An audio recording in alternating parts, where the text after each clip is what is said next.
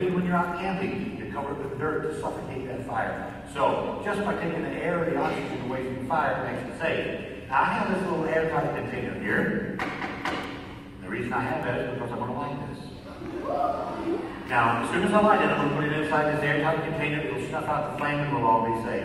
It's just going to happen that quick and that fast, but it shows you that's what makes it safe.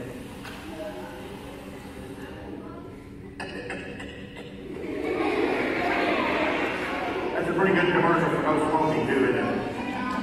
So, when we take the air or the oxygen away, the fire goes out instantly, and we're all safe. Oh, and by the way, look, it actually turned into something nice.